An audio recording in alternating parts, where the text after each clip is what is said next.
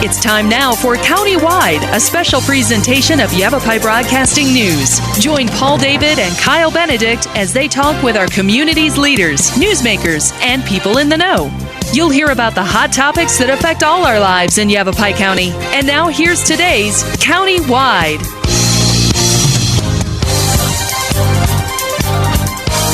Welcome to Countywide. I'm Kyle Benedict. Today we're talking wine, and who better to discuss that with than the director of the Viticulture program at Yavapai College, Nikki Bagley. Thank you for being here today. My pleasure. So, Juan, here in the Verde Valley, residents, over the last couple of years, it seems like there's vineyards popping up all over the place. So we're going to get into that and why this area is so great for that industry. But first off, tell me a little bit about yourself and what got you into the viticulture program, the wine industry.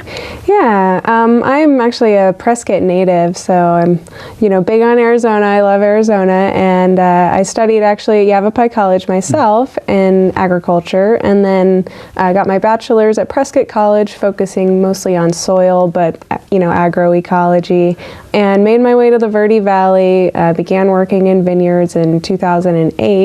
And got into management with Merkin Vineyards, and quickly, got into teaching with Yavapai College in 2009. Okay, so it was 2009 when the program was created? Yeah. Okay, and can you tell me a little bit about the program, what students learn when they go through that program? Sure. So we have, it's viticulture and enology, so we have a 2-year degree, and we also have 2 certificates that are focused, one in viticulture, which is a year, and then another in enology, which is a year. If you add in your general education, then you get to your associate's degree. Okay. So. And for maybe people who aren't too sure, viticulture is? Viticulture is grape growing, and enology is winemaking. Is winemaking. So you kind of learn the whole spectrum of from just planting all the way till you're drinking it out of a glass, right? Yep. Yeah, okay. And in fact we plant every year, and finally we're opening our tasting room, so students get to witness everything from planting a vine, managing it in every stage, and then they move into enology where they're a part of the winemaking process, the bottling process, the labeling process, and then finally the sale of the wine. Wow, how much fun. I mean, a lot of hands-on learning, huh? Absolutely. I mean, that's got to be huge for this, especially this industry. Now, how many students do you guys currently have in the program? We have about 90 students, I believe, currently active in our program, so that's grown quite a bit, and we're really happy with that. Great. So moving on to kind of the Verde Valley and just the history of growing grapes here in this region. Is there a history of that?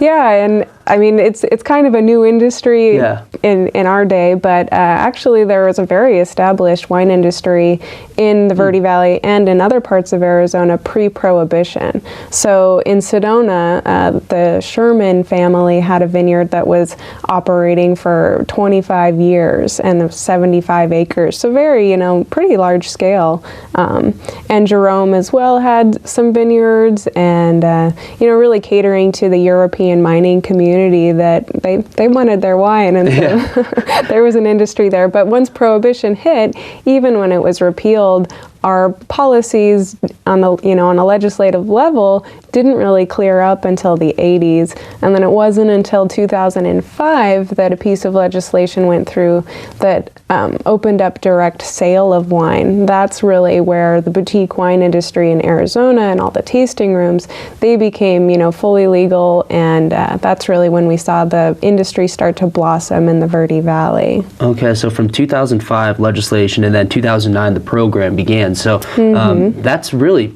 fairly quick. I mean, what was the process from once that happened? You guys had to just hit the ground running. Right. Well, the Verde Valley Wine Consortium was pretty instrumental. They formed in 2008, so the legislation took place in 2006. Really quickly the industry started to bloom, and they realized they needed some support. People were enthusiastic, they wanted to invest in the industry, but there was the educational piece was missing. And so Yavapai College was at the table right away, and the Wine Consortium really pushed to see a program develop. And so we started running classes, just a couple in 2009. We were able to launch our 1-year degree in 2011 and our 2-year degree in 2012. So it's just been lightning speed for the college. So as far as the program program, where do you see that going in the future? I mean, is it going to stay at a 2-year program? That's what it's at now. You mentioned it was 1 year beforehand. Where do you see the program going? Yeah, we're keeping it as a 2-year degree, but also realizing there's a lot of auxiliary courses that can be taken as short courses, and so fitting those into our community education program and even our OSHR lifelong learning programs to kind of really fill in the educational pieces that don't fall in our accredited side. But we're going to keep it, below 200 students. Right now there's not a waiting list, but probably in the years to come there may be. Yeah, I mean, you talk to people, I'm from down in the valley, and I talk to people down there, and they're coming up here. I mean, just to go to, Page Springs Cellars or, visit the college or just learn about the program. I mean, it's got to just be a huge boost to the economy. You mentioned, in the future now, I mean, people are just visiting here because of that. You don't have to go into California to Napa Valley to just be surrounded by these vineyards. You can just come up to the Verde Valley, right? Right. Yeah, so when you talk about some of after 2 years, a student goes through the program, once they get their certificate, where do they go from there? What are some of the jobs that they can kind of get after going through the program? Well, you mentioned hands-on learning. That's a big piece of what we're doing. And so every semester through both the viticulture and enology courses, we have a practicum, which is 60 hours in the field or the cellar.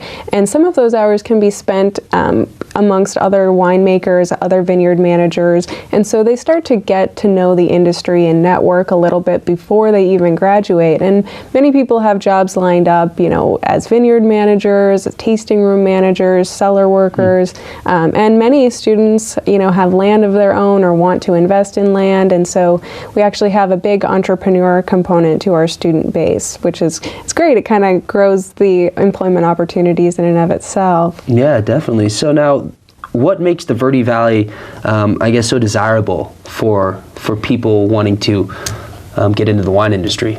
Well, Yavapai College is here.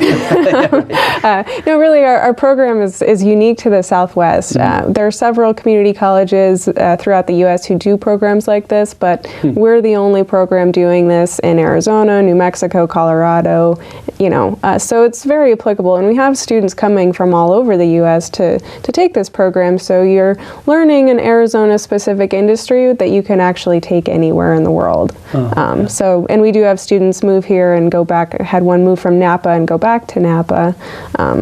So the Verde Valley is special, just because we're doing what we're doing here. But besides that, there's a lot of great uniqueness here for a winemaking region. We have a lot of different soil types. We've got, great water resources, and yet we have some challenges as far as cold goes. We're in a sweet spot as far as warm temperatures go because of the mountains and the cool air drainage that flows through our valley. So we're more suited to production than the Phoenix area or Tucson area. So it's a pretty cool place. Kind of a little wine oasis, right here in the central part of the state. Okay, great. Well, we're going to take our first break already. A good phone number is 928-634-6576 for more information on the program. Also, viticulture.yc.edu. This is Countywide. We're going to take a break. We'll be back in a couple of minutes.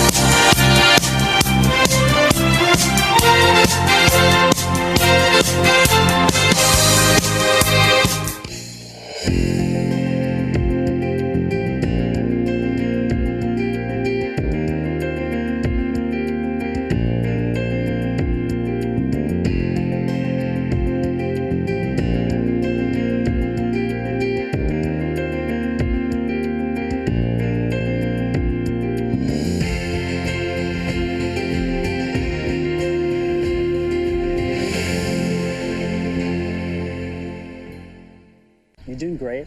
We're going to try this again, okay? Okay. Wheels, pedals, handlebar, brakes. Sit up straight, keep your weight in the center, keep your eyes on the road, hands on the grips, button the seat. If we feel ourselves falling, what do? Just keep pedaling. Good girl. Now remember, it's all about balance and steering. Steer with your hands, steer with your body. Steer into the corners and you stay out of trouble. And the bell's your buddy, so go ahead and ding that. All right, you ready? Here we go. Pedal, honey, pedal. There you go, you're a bike rider. Most parenting is hard to do in just 2 minutes. But 2 minutes twice a day making sure they brush is easier, and it could help save them from a lifetime of tooth pain. This new mom is struggling to get the skates just right. And now she's holding on for dear life. Her kids can see she may have broke her knees. They still love her, though she looks like she's attacked by killer bees. I'm allergic. You don't have to be perfect to be the perfect parent. Thousands of siblings in foster care will take you just as you are.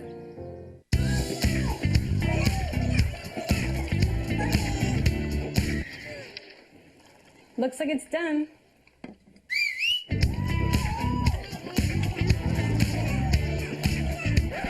Don't let salmonella get funky with your chicken. On average, 1 in 6 Americans will get a foodborne illness this year. You can't see these microbes, but they might be there. So learn the right temperature to cook each type of meat. Keep your family safe at foodsafety.gov.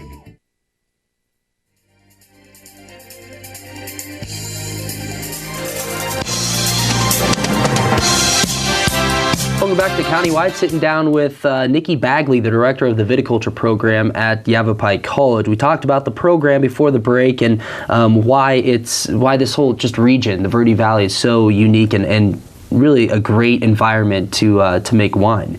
And so we're going to get into the viticulture aspect of it a little bit and kind of just the winemaking process. So take me through that process from the very beginning. Yeah, it's a unique industry, really. First of all, the growing process is much longer than any other crop, well, except for tree crops, of course, but you have a perennial vine, so you're only planting once, and these vines can last, anywhere from 30 to 100 years.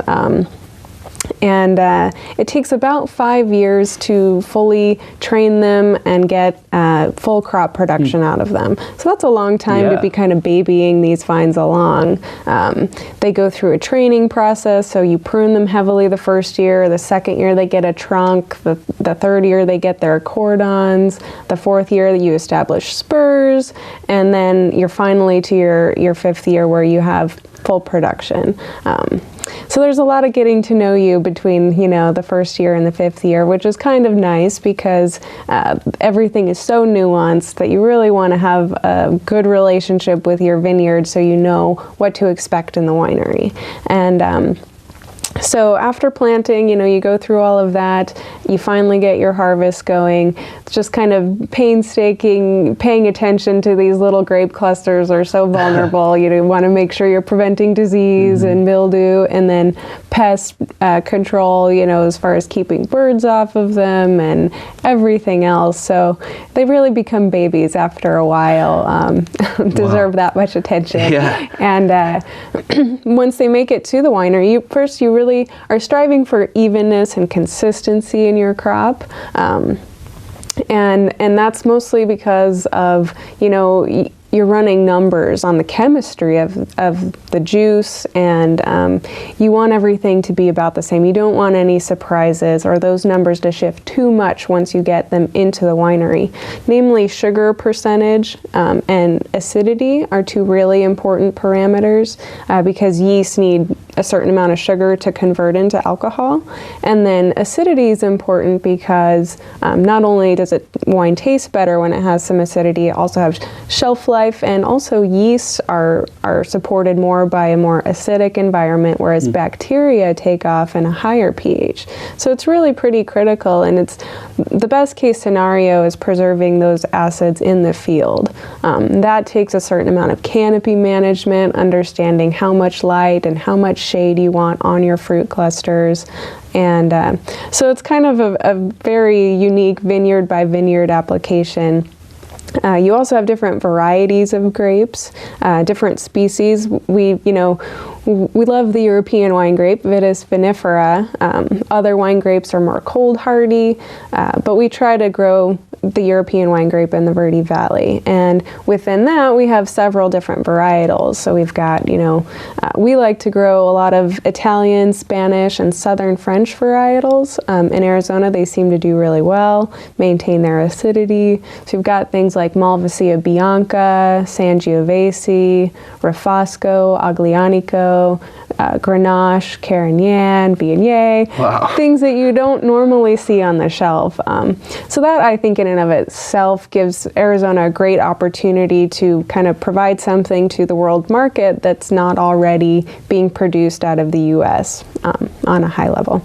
So once you kind of get to know your varietal and understand what you're looking for in a winemaking style, you do a lot of coordinating with the winemaker as far as growing and what your expectations of the fruit are. And then it goes to the winery. In one day, you try to harvest all your grapes out of your field, out of your block, in one morning, with the temperatures being cool. If it's a white grape, it'll get pressed from the grape itself, and you're going to ferment the juice because you don't really want to extract everything out of the skins.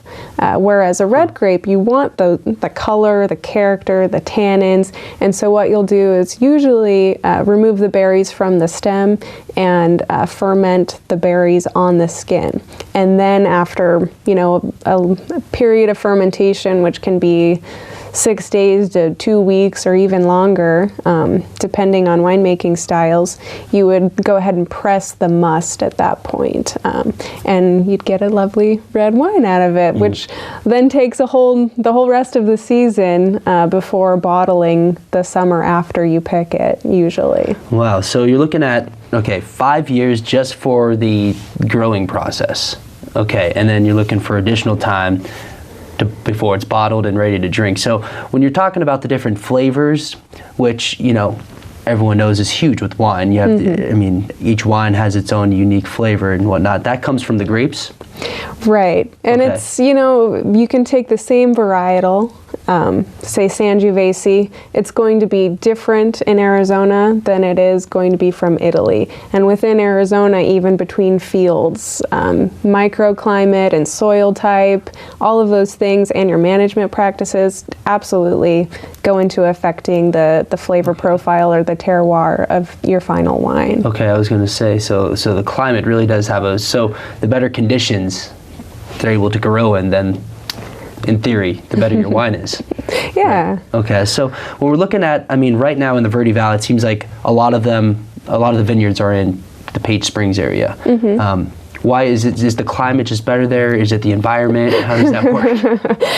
The pioneers of the Page Springs area figured out that really is kind of the brink of places that are great for growing grapes and places that are really too cold. And so it's almost like one side of the street on Page Springs Road is great and never sees winter kill, whereas kind of the river side of it or the creek side of it does see temperatures that are too low. But the water resources are really great there, and so, it's sort of targeted as this agricultural area that, would be suitable for wine grapes, but they learned a couple of lessons there as well. So, it seems like it's so fragile in the process. I guess that's why there's a 2-year program on it, is because it's so in depth and it is a true science. So we have, so when it gets really cold like this in the winter, like tonight, for example, we have a freeze warning. Is that more, what kind of a threat is that to the plants? Right. Depending on the time of year, it can be a serious threat.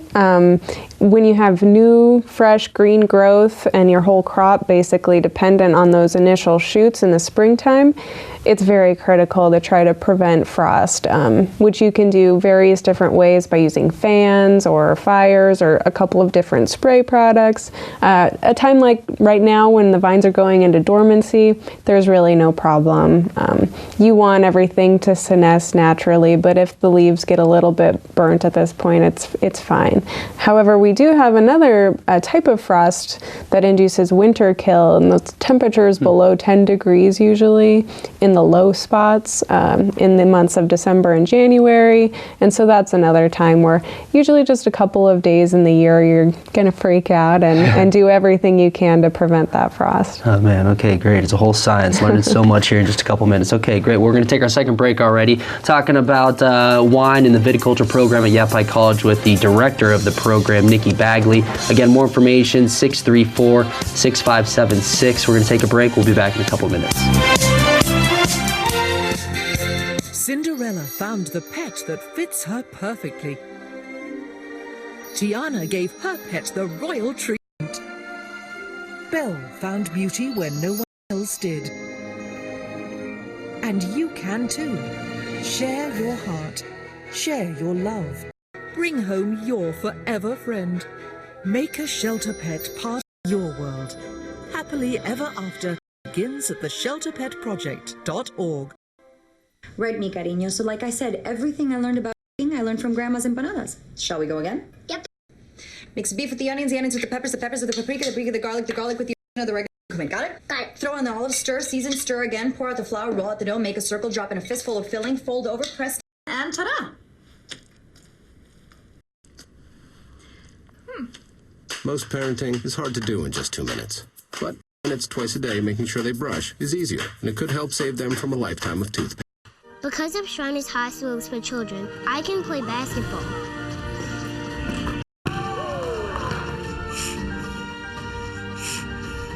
I can climb stairs. I can write my name. At Shriners Hospitals for Children, love is caring for a child, regardless of the family's ability to pay. If you know a child we can help, visit shrinershospitalsforchildren.org.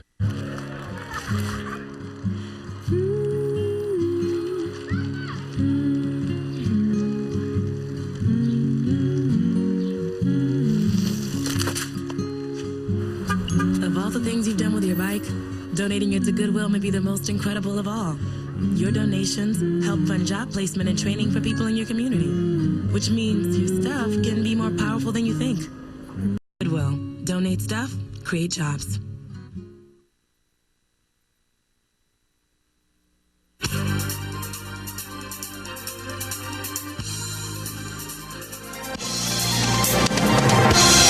Welcome back to Countywide. So Nikki Bagley, director of the Viticulture program over there at the Yavapai College, just kind of gave us a rundown on the process from planting these plants all the way up until it gets into the bottle, and it's a long process. You're looking at years, 5 years, just before you can even start the putting it into a bottle, whatnot. So over there, you guys have something coming up here recently, I guess, a tasting room that you guys are going to be opening up. Tell me about that. Yeah, so we were able to break ground on our winery, which actually was a former racquetball court that we transformed, and we were able to do that last year, and now we're finally ready to open our tasting room. And so it'll be kind of the public front to the Southwest Wine Center, which is really exciting, kind of long awaited. And so our opening weekend will be the weekend of the 20th.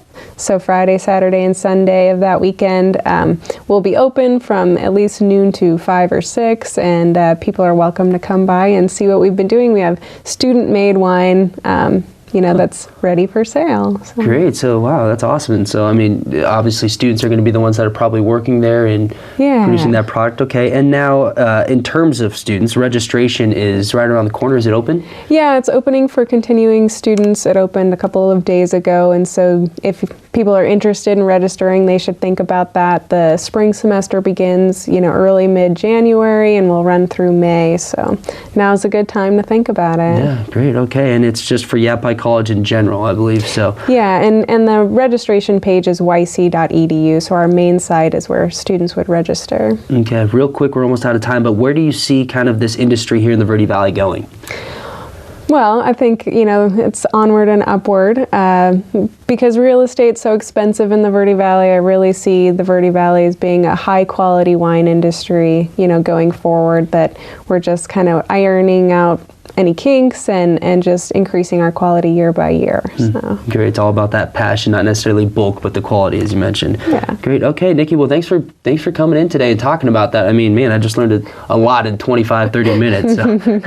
My pleasure. I love to teach. So. Yeah, great. Again, tasting room opening over there later this month, the 20th, you mentioned. So that weekend. Okay, great. That's going to do it today for Countywide. Again, we were talking about the viticulture program at Yavapai College. I'm Kyle Benedict. That's going to do it for today's show. We'll see you next time. This has been Countywide. Listen in each Tuesday and Thursday as we tackle the hot topics and talk to the decision makers across Yavapai County. That's Countywide with Kyle Benedict and Paul David. Each Tuesday and Thursday on this Yavapai Broadcasting station.